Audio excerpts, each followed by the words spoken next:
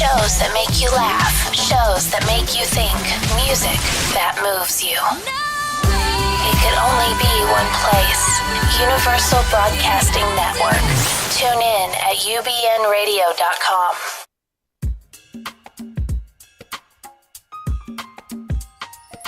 Welcome to The Actor's Choice, where the actors and actresses have a chance to talk about themselves and their careers. Join us now for the next hour as we explore the marvelous industry of acting by actors and actresses from today's exciting show business world. And now, direct from Hollywood, here's your host, Ron Brewington. Hi everybody, I'm Ron Brewington and welcome to The Actor's Choice. Brought to you by Photography as an Art, Harvey Random, Master Photography. Located at 1307 North San Fernando Boulevard in Burbank, California. And the newly released book, Mass Murderers in America, written by renowned attorney Ron Irwin, now available from Lulu Press at lulu.com. That's lulu.com in paperback at a 30% discount price. My guest today is a well-known film composer, arranger, orchestrator, musical director, and vocalist. He sings. Over the years, he has worked with the top names in the entertainment industry. He's well known, like I said, everybody in this town knows him. Ladies and gentlemen, it's a real pleasure to have him here today. Please welcome Eric Butler. Eric, welcome, sir, welcome. Glad to be here, Ron. Man, I was reading your bio and all I can say is, wow. When did you first get into music? Oh, I guess I was probably about 2 years old, according to my grandmother.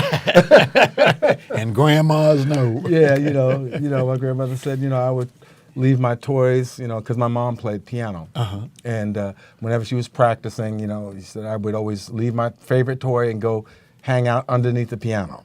I'd sit underneath the piano until all the music stopped, and then I'd go back to my toy. Right. Where are you from originally? New Jersey. New Jersey. Jersey. Yeah, Jersey. What part of Jersey? East Orange. Okay. Yeah. I've been in the Oranges. Yes, all of the Oranges. Yeah. Payshine Boulevard. Yeah. Yes. I'm originally from New York City, Harlem. Okay. Yeah. And we go to New Jersey all the time. Man. Yeah, a couple of people that you know are from that area. Yes. Like Dionne Warwick. Yes, she's from that went to area. the same high school. Yes. John Amos. John Amos, yes. He's from there as well. Small world. Yeah. Small world. Yeah. So where did you get your first training, where you actually sat down and got trained as a musician and an artist? Well, I have to say it started when I was a kid. Okay, right. And I took the piano lessons as a kid, Okay. and up until I was till about 5, and then I stopped, and then I decided to play trumpet, Okay. Okay. later on. And started playing trumpet when I was 10, Okay. 5th grade. That's when they had music programs in the schools. Yes. Oh, yes. Music programs in the schools. So it was great because it was very affordable, So I started early. Okay. And decided that I think it was probably around my junior year in high school that I just started making the decision. That whole thing. What do you want to be in life? What are you gonna be when you grow up? When you grow up, yeah. And I had other friends that said they wanted to go into medicine and they wanted to be a lawyer, and I just chose music. I was on the fence between architecture and music. If I must say so myself, glad you did. Glad you did. Yes, indeed. So my architecture, comes out in the music when I'm doing composition, because it's a structure, how you structure something, the foundation of a piece, and then you build on it, and so that's my form of architecture. But I thought I was going to build buildings and design cars. Okay, go ahead. You attended Berklee College of Music? Yes. I started to say, I was getting ready to say. Yeah. Medicine, yes. Please tell us about the school. What was that like? Because that's a prominent school for musicians. It was great because I couldn't wait to be in an environment where I felt like the musicianship level was comparable to where I thought I was, and beyond. Okay.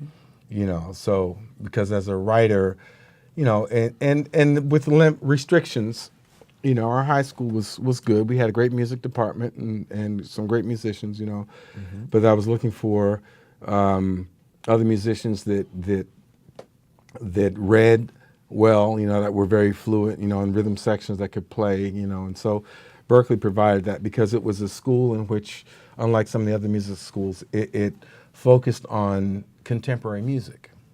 Okay. Contemporary, not just the classical repertoire, like Juilliard or Manhattan. Berkeley was founded by musicians.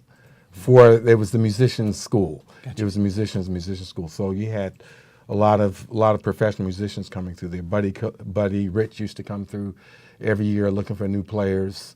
Periodically. And Gary Burton was there at the time. It was a great environment. You had great instructors there. Yes.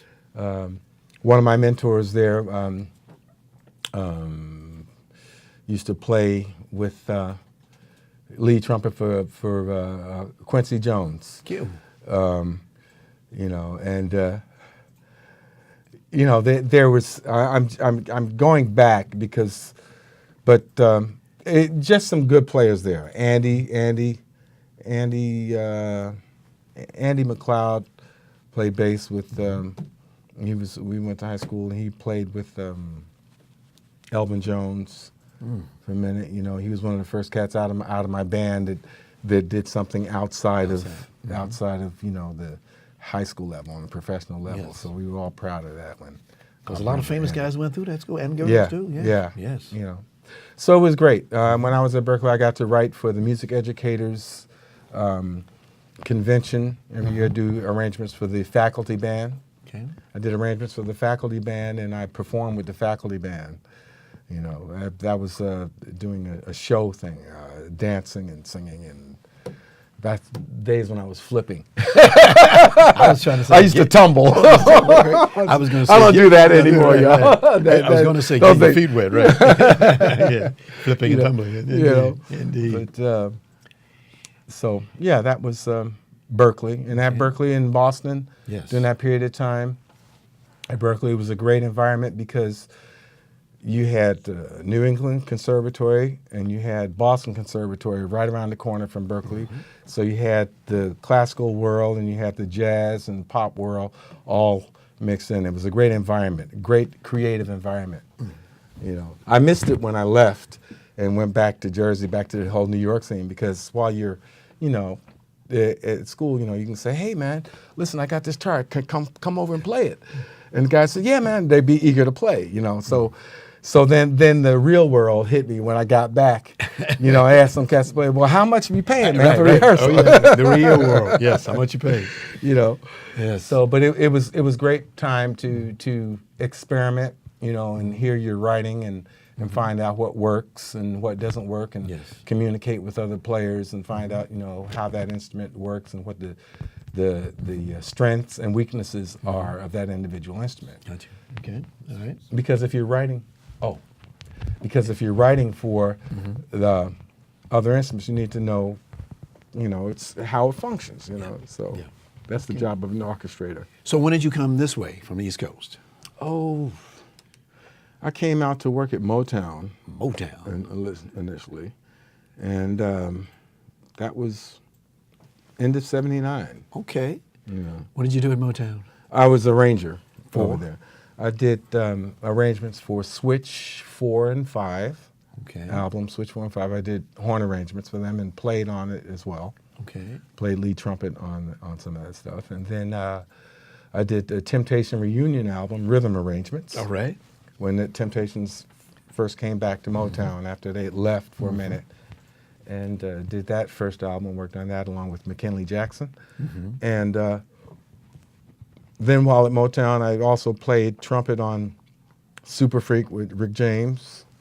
And some of that album and Tina Marie's work, Square Biz, and those albums. I mean, these names you throw out there, when you're in the studio with them, they're regular people, aren't they? Yeah. Yeah. People always think they're stars, but they're regular people. They're just trying to get the work done. They want to get the work done. They're passionate about the work. Right. If you're going to do this, you got to be passionate about it, because sometimes the money isn't there, so you got to do it for the passion. Okay. Now, you used a couple of words there, if I can just take a few moments. There are many parts of music, as we all know. Please explain to our viewers what some of them are. For example, jingles. What are jingles? Jingles Excuse me. is something, you know, when you watch a commercial, you see a commercial and you hear the music that's playing that leads into the commercial or leads out of the commercial. Okay. And they have changed down through the years. There used to be a lot of sing-along melodies, recognizable melodies, you know, like You Deserve a Break Today, you know, McDonald's, Yes. McDonald's, you know, Yes. for example. You know, that was a jingle. Now, a lot of the spots, it's just a music bed. You don't have the vocals attached to them Wow. anymore. Wow. You know, so they're 30 seconds, 15-second spots. They don't do 60s that much anymore. Yeah. You know, airtime costs too much. Cost too much money. Creating original themes and scores. The process, What exactly does that do for what you do? the process of creating an original theme, well, it depends upon what the subject is. Okay. You know, I'll look at a script. I'll get inspiration from the story. If I get inspired by the story, you know, the words on the page and the story will evoke, you know, certain emotions. Gotcha. You know, and sometimes you want if that's the overall tone of the characters, you know, you want to create that sonically for the character or for the story itself, the plot, overall plot, you know.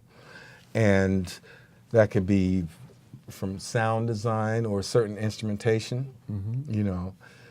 Maybe this character is, a certain character, his theme is always going to be a tenor saxophone. Oh, okay.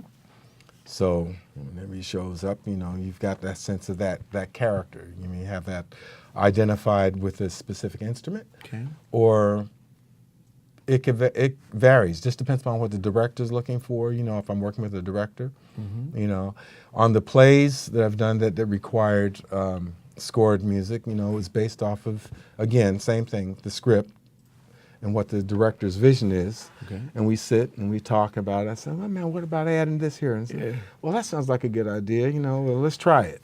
You know, and if it works, it works. So you sit down and you have a spotting session with the director, if it's film, you know, or a play, and you decide, okay, we want the music to start at this point and to play through to here, or maybe underscore here, or we want it big, or sometimes directors will say, well, I want it to be more red. It needs to be angrier.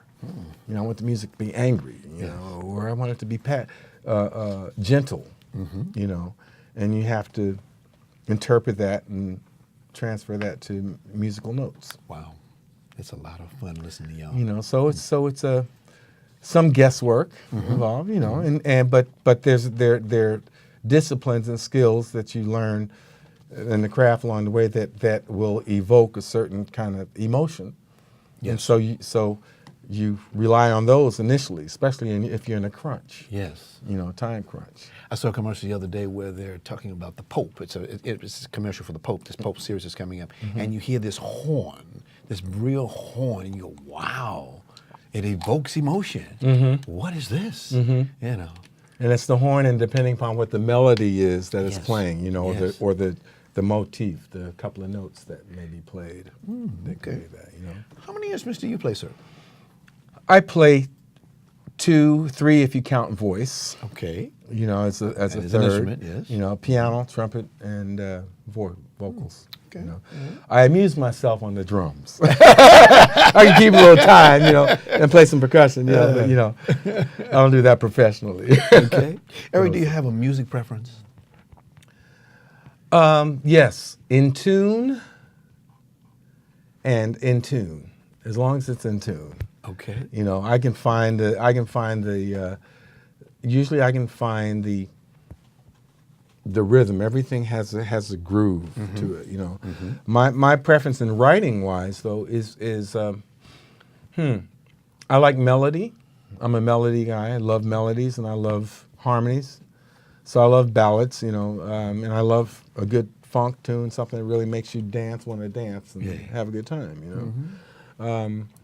So, and what I like about the film composition, it takes the it removes a little bit of the stigma or the constraint of writing in a specific genre. Okay. And if you're writing pop, or you're writing R&B, or if you're writing rock, something, you know, in film, television, as a composer, good composers usually wind up do more than one genre. Okay.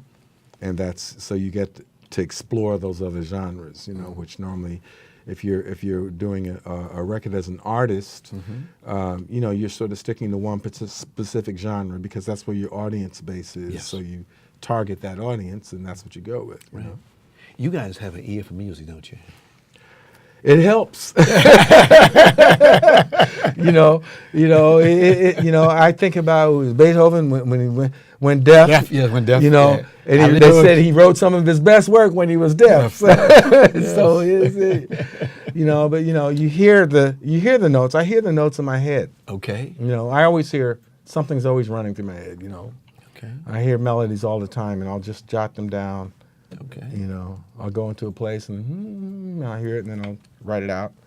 You know, if a piano's close by, then I'll play it and record it. Yes. You know, back in the day, I used to just, you know, sing stuff into the recorder, but a lot of times I still would prefer to write it down. You know, sometimes I'm driving, especially when I'm in motion. Ooh. When I'm in motion, Yes. I hear things all the time. So a lot of times I have to pull over, pull out, and then write it down, and then Interesting. you know. Interesting. Gone are the days of driving and writing at the same time. Especially in California. On your way to the studio, Yes, try to get yes. those last notes on the chart. No, Yes. Got to be careful with that one. don't do that. No, don't do that. We Don't got do enough that. actors. Yeah.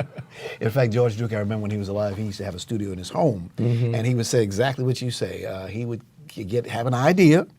My favorite four-letter word. He'd have an idea, and he'd have to write it down. Smokey Robinson the same way when he wrote his book. He said, "This is how I got my instruments and my ideas, because those ideas they might come now, you never see them again. Yeah, yeah. Right? Never see them again. Yeah, I have found some stuff that I've jotted down on a scrap piece of paper, you know, a couple of notes, and said, man, what's that? And I'll hum it and said, I'll just throw it away. It's just on the scrap paper. I said, no, let me play it, and sure enough, it turns out to be something that, you know, Wow. Interesting. you know. Interesting. Because I know the Temptations, so I'll speak back to them for a second. That boom, boom, boom, boom. I mean, just a little riff, But who don't know that song? You know, I mean, that's what they do. Yeah. Yes, my God. What is it, Eric, about music that you really love? Really love? I love the emotion that it how it makes me feel. One of the things about music for me I became very aware of it when how it affects you emotionally and keeps your emotions balanced. Music plays you know, it's food for your emotions, for your that line there, you know. So there are times when if you're not feeling, there have been times I was feeling very low, or let's say you're maybe depressed, or you had a bad day, you know, at the office, or a bad day, you know. And I said, okay, well, I haven't practiced yet today. Let me go ahead and practice, you know. And I start practicing and start playing the music. And 30 minutes into it, all of a sudden that anger, everything is just lifted. Yes. Yes. It's gone. Yes. It's left.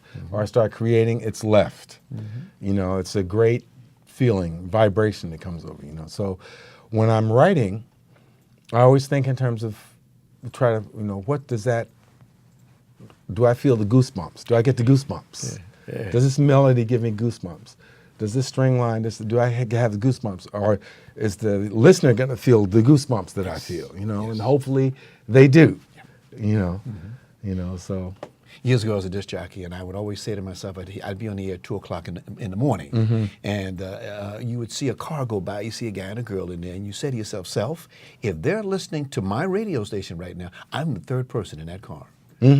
Right, right.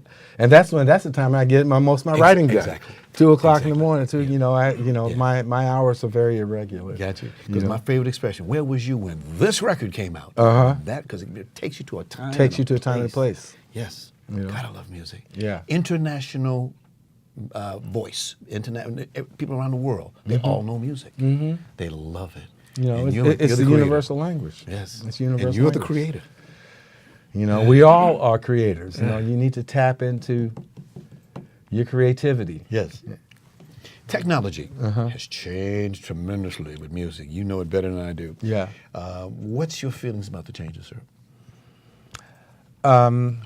I like the changes, what they have allowed us to do. There's a misconception, though, about some of the technology when it comes to music composition. Okay.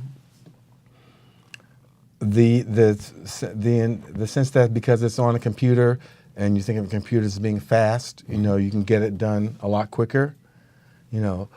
But when you're trying to create something that is organic, that's, let's say, for example, sounds live, you know, then in order to do that with a machine, you have to spend that much more time in order to create that same effect. Got you. You know, for example, you know, a cue, if you had a string quartet, take a small ensemble, and just, you know, 4 pieces or a 4-piece rhythm section, and you give them the music and say, okay, here's the feel I want, and the guys interpret it, and it's done, it's recorded, and you're in and out of there. A couple of takes, and you can move on to the next. When you're programming, you're busy looking for the right drum sound, so you may have your library that you like to, your favorites that you'll go to, but you then have to build it, and then you're playing all the individual parts yourself. So you have to take the time to play the first track down, and then go back, and then play the bass. Maybe you write it out, or maybe you don't. You play it by ear, you're going for a feel, and you have to stack and do the layers. And when you have musicians in the room, you just give everybody a part and count it off, and it's done. Got you. You know, so that's one of the things. So it's not as time efficient as those that don't do the work Okay. think. So discipline is needed as a musician. Yeah, discipline is needed. You have various disciplines. You've got your computer disciplines, you know, you've got, and that's why what happened with the technology, it sort of wound up making everybody a keyboard player for a long time, even if they weren't. Right. You know, and then manufacturers started coming out with programs. If you play guitar, you could play guitar into a MIDI system and still get and trigger some other instrument sounds and play it from your instrument itself. You know, so I prefer live musicians whenever I can have live musicians, because there's nothing like that having the heartbeat in it, because you get that element of individuals playing together, listening to each other, and that spontaneity that happens when you have musicians versus music in a box. Okay. For the record, disclaimer, you're not an attorney, but can you talk to us a bit about the change in technology? What about the legal aspects of the business, trademarks, copyrights, licensing fees, things like that? What do you recommend folks to do? Find a good attorney, a good music attorney or trade attorney, if that's what you're going to do. You know, and read as much as you can, but a good attorney will steer you in that right direction. Okay. Is it true that they say that, when you see these movies, that the soundtrack is made first and then the movie comes second? Is that really true? In today's world, the soundtrack usually comprises of the songs that are placed in a film, and because with the advent of films like Shaft and Saturday Night Fever, which was soundtrack based, and it was song driven. You know, you had a film that was about songs. So the soundtracks today usually comprise of songs as not as much as the score. Got you. The actual score. So yes, in that case, the soundtrack a lot of times will come first. They may decide, okay, we're going to get Ron Brewington to sing this song, you know, and we're going to go and you have, they'll do a licensing. It's called a needle drop. You know, they'll just Needle drop. Okay. You know, they'll drop in song by various artists that they want, that they think is going to work for the movie or they want to use to promote the film. Gotcha. And that's the soundtrack, but it's not the score to the movie. A lot of times the soundtracks to a lot of these films today, the music isn't even in the film. other than maybe at the end title during the credit roll. Okay. You know, every now and then you'll have some of the, depending upon the genre of the film. You know, if it's a film that's going to deal with where you have a lot of club scenes. Let's say you're in a nightclub. So, of course, you're in a nightclub. There's music that's playing in a nightclub. That you would hear if you went to a nightclub to go dancing or out on a date. So that music that's played in that club becomes part of that soundtrack for that film. You know, and it's maybe featured within the film because if it's played during no dialogue, then it's a featured performance. Gotcha. And it pays a different scale. If it's played under dialogue, then it's considered source music, or coming from the car radio, or coming from just the ambient music, you know, ambient sound and the surrounding sound. Eric, I got so many questions to Yeah. ask you. I know we ain't got but that much time, but Yeah. if we ain't getting out of here, some person that you brought along with you, Linda Hopkins. Oh, Linda Hopkins. Yes. Yes. The great Linda Hopkins. The great Linda Hopkins. Yes. Yeah, I had an opportunity to work with Linda Hopkins with her show Tribute to Ray Charles. Okay. It was called Wild Women Blues. It starred Linda Hopkins, Mortonette Jenkins, Maxine Weldon, and myself, and several other musicians. You know. Okay. We had three horns and 4-piece rhythm section: keyboard, bass, drums, guitar. Okay. And we went through Germany, and we were in Paris, and I really enjoyed the Paris trip. You know, it was we did 5 weeks at the Casino de Paris, where Josephine Baker was known for doing her performances, and it was great to walk into that theater because that theater had the sense of you could feel the history in there and the walls, you know. In the dress rooms. In some cases, you know, we were joking. They said, wait a minute, I don't even think they can't change the carpet since Josephine Baker was here. In one section.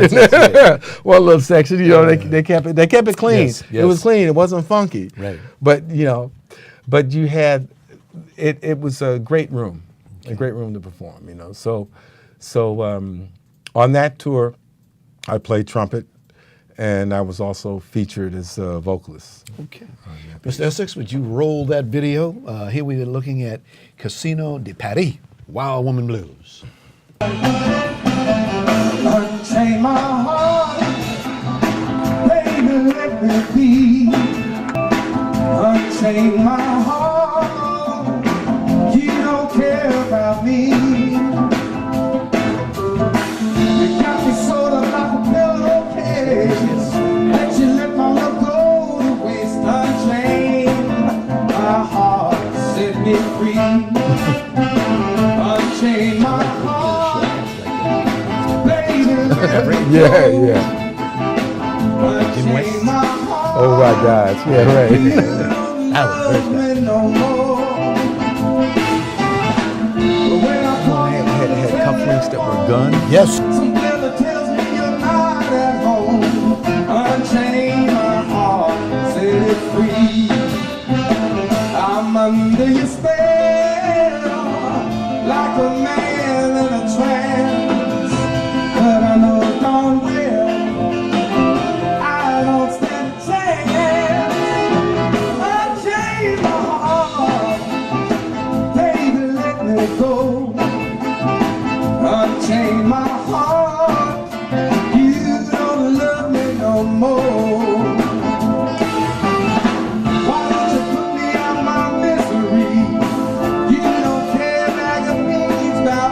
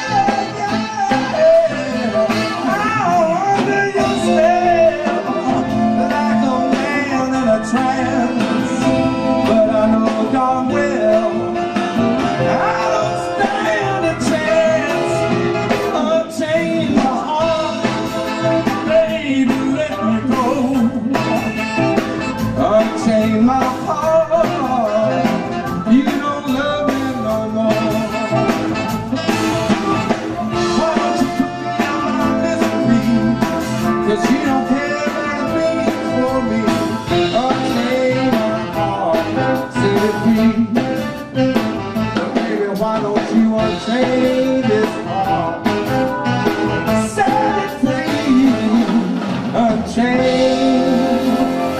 Why don't you unchain? Unchain this heart, unchain my heart and set me free.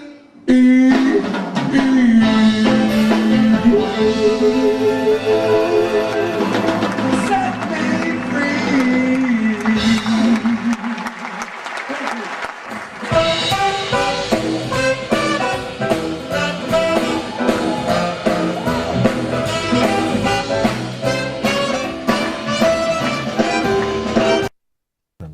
Wow, that was nice. Wow.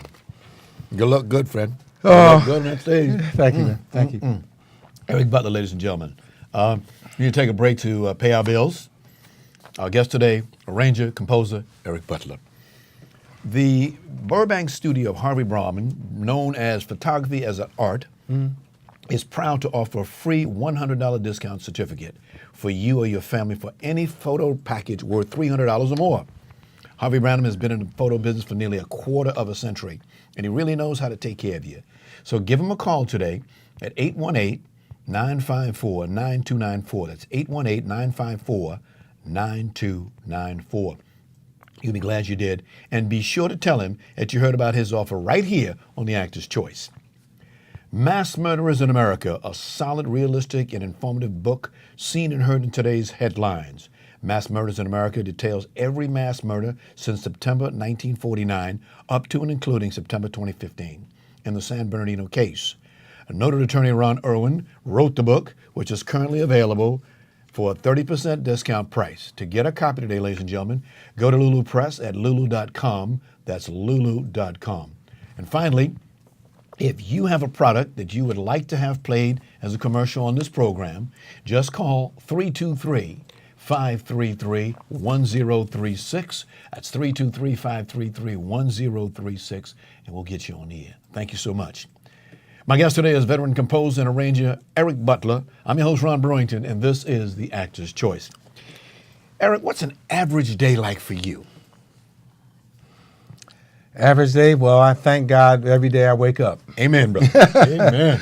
You know, I start the day with giving thanks. Yes. And then depending upon, you know, since I'm a self-employed independent contractor, you know, you're constantly, I've got my practice schedule. Okay. And then after the practice schedule, you know, I'll return phone calls and, you know, I try to get some writing done. There are days, sometimes I'll jump in the shower and I'm planning on getting out to maybe go get a hike in. And a melody will hit me in the shower and I'll hum something and say, oh man, let me write that down before I leave. All right. And I'm gonna write it down and then I said, let me just record a little bit of it before I go. And I'll be there for 12 hours. 12 hours later before I actually left and never got out the door. Wow. Yeah. Wow. You know, but of course, you know, if there's appointments and things like that, then, you know, you go. You know. When you work on a film, okay, now you have the EB Productions Company. Yeah. And you have other outlets that you do and get involved in? Yes, I license music from time to time because I have developed a music library of different genres, of some R&B, smooth jazz, Okay. a few orchestral things, you know, All right. extensive library. So Half and Half used to license some of my music for their show, TV Gotcha. show. Okay. And so that's, I don't know if I answered your question yeah, there. no, No, that- fine, but fine. but the yeah, Half and Half, and the course of the day is, you know, I'll write if I'm writing. If I have a gig or have to be someplace, then I'll show up with my instrument or whatever I have to do for the Got you. for the day. You know, Because you like- stay on call while you're doing this other thing. You're on call for jobs, aren't you? Well, all the time. All the time. All the time, you know. And out of the production company, I produced a gospel project a couple of years back on Crystal, you know, and that's out right now, Artist Crystal. And a couple of years back, some of you may recall Daryl Coley. Okay. I've heard that name. I did some horn arrangements and rhythm arrangements helping with for his He's Right on Time gospel album, Daryl Coley Live from L.A. You know, may not come when you want him. He's right on time. All right, amen. You know, so you know, it varies. Sometimes I'm playing, sometimes I'm singing. You know. Okay. What is the most famous project that you've ever done or been involved with? And you've been in a lot of them. Most famous. Well, I'll have to say the. I've been involved with one of the largest shows in Hollywood. Come on. You know, from a couple of times. You know, as a contributor to it. You know, in the choir. Mm-hmm. You know, got to sing behind Mary J. Blige recently. You know, for her nominated Mudbound song, Mighty River. Congratulations. And that was we had a great ensemble, you know, accompanying her, you know. And then I had a show that I was very proud of. A music. It was not a musical. It's dramatic comedy. Dramedy. Okay. It's called Sassy Mamas. Okay. And in Sassy Mamas, it's a comedy. It was directed by Iona Morris, Denise Dowles, Elaine Taylor, Ja Rhymes. I'm forgetting some names. It was produced by Alex Morris and Vanessa Paul. Okay. You know, and we had a pleasure of making some noise at the National Black Theater Festival in Winston-Salem, North Carolina. Excellent. First show in the history of the festival to sell out 2.5 weeks before the festival even started. We had 6,000 people come see that show. Wow. And in that piece I had chamber music that I wrote, smooth jazz, some R&B, a little African, West African, and East Indian flavored influence music, and 30 seconds of a little hip hop piece or ringtone. 30 seconds, okay. You know, Okay. so I was really proud of that piece. And we had another show that I was nominated for, Camp Logan. It was based off of a historical piece, period in time, 1917, Houston, Texas, in which I scored the music for that piece. It was done with the Roby Theater Company, and I had an NAACP Theater Award nomination of Best Sound Design for that and Anna Lucasta. Yes. And I won for Anna Lucasta. All So right. it was nice to be nominated twice in the same category, Yes, you know. yes. But it was a nice win. you Okay. know. So those are some of my favorite products. Got you. You know, and another favorite was when I conducted on the Tonight Show. I went on Tonight Show twice. Okay. And with Johnny Carson and the Doc Severinsen Band. Mm-hmm. And I did arrangements for an artist, Cindy James Reese, at the time, Cindy James Reese. And she'd won the acting category in on one of those shows. I think it was Star Search when they had the actors category. Okay. And we did the Johnny Carson show, and I conducted did two arrangements, one original song and What Now My Love, and I conducted that band and did the arrangements, and the production manager came over, stage manager of the show came over and says, "Man, I've never heard this band sound like this. You got this band sounding like an orchestra." And it was a big band. It was 4 trumpets, 4 trombones, 5 saxes, and 4-piece rhythm, guitar, bass, drums, piano. And that was a challenging rehearsal, though, because I had 8 minutes to rehearse 2 songs. Wow. You know, and that was 8 minutes to rehearse 2 songs, and you figure each song is about 3 minutes a piece. So, you know, time is short. Time is short. You know. But the signature of Eric Butler is on it. That's Yeah. all that counts. Yeah. Amen. Amen. You know. You do some musical directors work. Yes. You and another good friend of mine, H.B. Barnum, H, we call him. Harold Wheeler, he just did the Academy Awards. He the just other did the day. cat. Yeah. Oh, it's a marvelous Yeah. to see you guys working. Yeah. It was great to see him and Yes. see some of the guys that were in the pit as well. In you the know. pit. You In know. that pit. Yeah. And it's great because they brought the band back to the theater, Yeah. you know, this year. Okay. You know. Your trademark, every time I see you have a different hat on. That is your trademark. Yeah, I started wearing hats. Lena Horne made me start wearing hats. Come on. Tell the story. Tell that story. Yeah, I was at a rehearsal at the Pantages Theater, and we were getting ready to go to lunch, and she says, "Young man, where's your hat?" I said, "What hat? I don't have a hat." She says, "Where's your hat?" I said, "Miss Horne, I don't have a hat. I don't wear hats." She says, you. She put up there, said, you know, you should wear a hat. Mm-hmm. I said, but I don't wear hats. She said, you should wear a hat. And so, you know, Lena Horne tells you, you know, and I'm looking at Lena, you know, and I said, what's she talking about? You know, so next time I was out shopping, I was someplace and I walked in the store and I saw a hat and I said, let me try on a couple of hats, you know. And I did wear a couple of hats in college back east, you know. Yes. You know, like if it's snowing, Yes. you know, like that. But other than that, Okay. okay. Okay. Stan's going to show us hear some music here. Okay. Son. Yeah. Okay. Okay. Tell us know when you're all set to go, sir. And that looks like it had the color of white, you know, label. So that's good. So that'll probably be a little horn thing, you know, going on. He's giving the thumb ups. Okay. Can you tell us what we're getting ready to see and hear? Number one, Yes. Okay. Okay. the first song. Okay. This is from Wild Women Blues in Paris. Again, Keynote de Paris with me on trumpet. Okay. You know, because I play trumpet on the show as well, other than singing on the show. So this is a little feature here. Roll it, Mr. Yeah. Essex. Roll it. I'm glad you're back. Don't explain.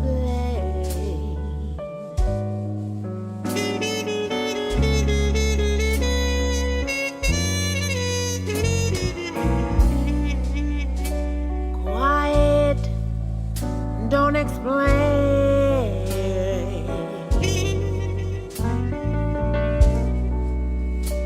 You're mixed up with some dame.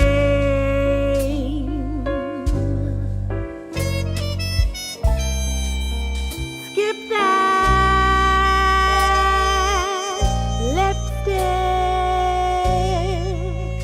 Don't explain. No, don't explain.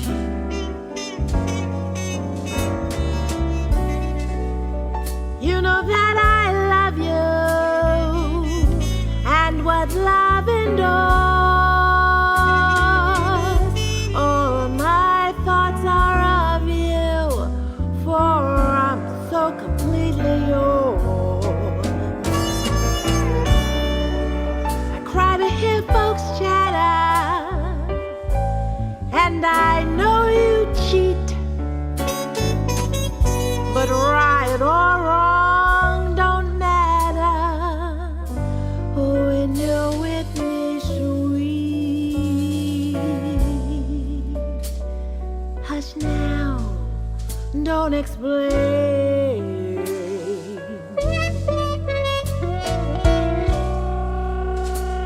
You're my joy and my pain.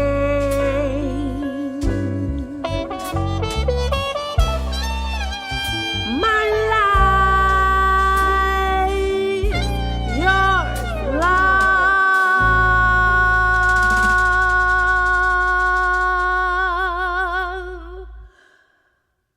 Don't explain.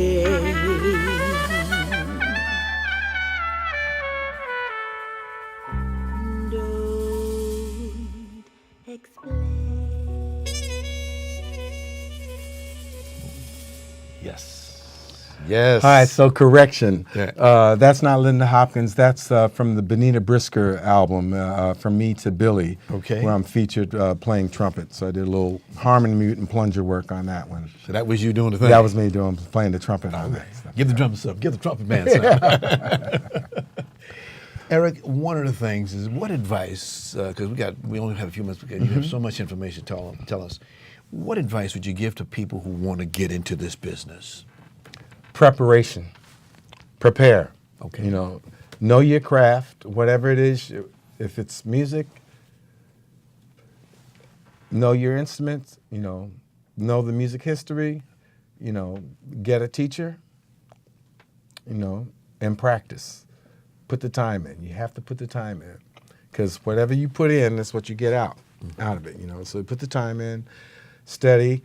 If you're a musician or singer, I recommend learning how to read music. Don't just rely on, I sing by ear or I play by ear. Yes, we all do, because you have to hear it. You have to use your ears, because you have to listen. a good musician, a good singer, they're good listeners. Be a good listener, but preparation. Okay. One of the professional organizations that you're a member of is NARIS. Yes. Can you tell us what NARIS stands for, and what does it do particularly for the inner city and other places where young kids have a chance to get some training to be a musician? National Association of Recording Arts and Sciences. They in addition to, they have a program where they're reaching out and mentoring young students, in the school. They've got going out to various schools from time to time because you don't have the same kind of after-school music programs in the schools anymore like they used to be. And so NARIS has been working to move that back into the school system, into the consciousness, so giving kids an outlet, creative outlet to play. And also, if you're in the industry and you've acquired a number of credits, then you join NARIS. And NARIS, you have a right to vote. You can vote for the Grammys. For the Grammys. You vote, because NARIS that's the Grammy organization, So all the categories. And a lot of people don't realize you can vote for yourself. You cast your first ballot for yourself and then do your campaign, categories. So that's what NARIS is known for, the Grammys. Indeed, because it's so much that a lot of young kids And they've also Yes. been very instrumental in helping. They have a foundation if you're down on your luck. Okay. They will assist you with in some cases they've had big cases where they've assisted somebody with their mortgage or hospital bills and various things like that. If you've been in the organization and you've acquired a number of industry credits, like they help. I can't think of who it was off the top of my head, but they've been very good That's beautiful. in that regards. That's beautiful. Giving back. That's Giving beautiful. back, yeah. Yeah. Yeah. That's marvelous, marvelous. Ooh, every time I see the Grammys, I'll keep that in mind. Mm-hmm. From now on. Thank you, thank you. Eric, what do you see for the future of this business? Well, technology has changed things so much, in terms of how you can make a living from it, because you don't have the physical sales in terms of record sales like you used to have, or CD sales, or everything is streaming. So they need to change. That model is evolving. Okay. The industry is evolving constantly. There's numerous outlets in which you can have platforms in which you can participate in, which didn't exist before. That's the great thing about the technology. It gives you multiple platforms. Now the trick or the business aspect of it, so you monetize it, is the part that you need to work on and explore a little bit further, because some of the systems that are in place haven't been paying for content that they provide the listener fairly. Okay. And there's been some lobbying going on to try to get those legislation to try to get those laws passed. Yes. So that the artists are receiving the fair compensation for their intellectual property. Yes, that's a sensitive area. Yeah. Yes, you all know. Yeah. It's very sensitive. Yeah, it's very sensitive right Yes. now. And why you want to mess with the arts when you're taking away the arts and putting the money someplace else? Yeah. Yeah. Okay. Excuse me. Oh, yes. How do you want to be remembered? Eric Butler. As a friend, a mentor, kind individual, Okay. and creatively having given some beautiful music. Thank you, sir. Thank you, sir. Yeah. We got to get you back here again. We haven't even gone through half of the questions, and we're out of time now. But Yeah. definitely want to let you know that you've done a magnificent job. I know you want to write a book, maybe. Uh-huh. Open a school. Well, maybe, yeah. I don't know if you wanted to, was that a 5? Well, he's telling me we have about 4 minutes, 4 or 5 minutes. Yes. Okay. Okay. I don't know if you wanted to hear any of the, a little bit of the orchestral. Okay, we got to take about 2 or 3 minutes of Yeah, that? 2 or Oh, 3 yeah, minutes. please, if you would. Okay. Can we the do one, that? Urgency, I don't know the number. 3. It's a CD. Okay. Disc. A different disc. It's on the Oh, table. Okay. Don't have it in. It's there. All right. Film on 3. Yeah. Already. Keep going. Yeah. Yeah. Okay. So anyway, Maybe write a book. Start a school. you know, people can ask me about writing a book. You know, I have a buddy that we've been talking about. I do teach. You know, I do some vocal coaching. You know, and I had a couple of piano students. You Okay. know. How can people get in touch with you if they can take lessons from you or get in They can reach me at Cayenne Music. Leave word at Cayenne Music. CAYENNE. Okay. Cayenne Music at yahoo.com. Okay. All right. You know, if they want to call, they can reach me at 213-380-3900. Okay. 213-3900. All right. He says thumbs up. All right. Okay. Here we go. So this is a piece called Urgency.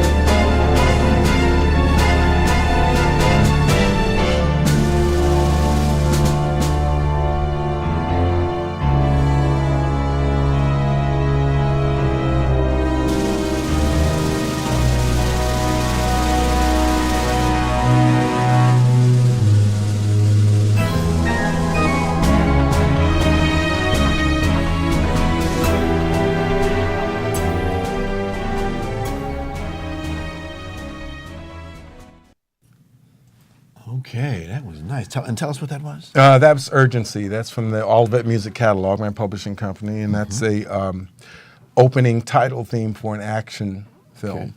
Okay. All right. You know, Can you give us that address and telephone number again so people can get in touch with you? Cayenne Music, CAYENNE, music at yahoo.com. The phone number is 213-380-3900. EB Productions and All of It Music. All right. Good. So get in touch with this young man because he can help you get involved in what this music industry is all about. He's a champion in this business and well known. In fact, I don't even ask you who you know. Who don't you know? You know a lot of folks in this. What do they say to you when they meet you? What do you do? What do you do? It's a question that you get here in Los Angeles all the time. Oh, what do you do? Can you put that picture up for us so we can see it for just a second? Just show that picture as I'm reading a commercial here. I just want to thank our sponsors, Harvey Brandman with photography as an art. Call 818-954-9294. That's 818-954-9294 and get a free $100 discount certificate for any photo packages over $300. And attorney Ron Irwin, author of Mass Murders in America, to get a 30% discount price. Please contact Lulu Press at lulu.com. That's lulu.com. We want to thank our guest today, Eric Butler. Thank you so much for stopping by. We got to get you back again, man. Yeah, I'd love to. Definitely. And we want to thank Anytime. you, ladies and gentlemen, for stopping on by with us and joining us. And we'll see you next time. Yeah.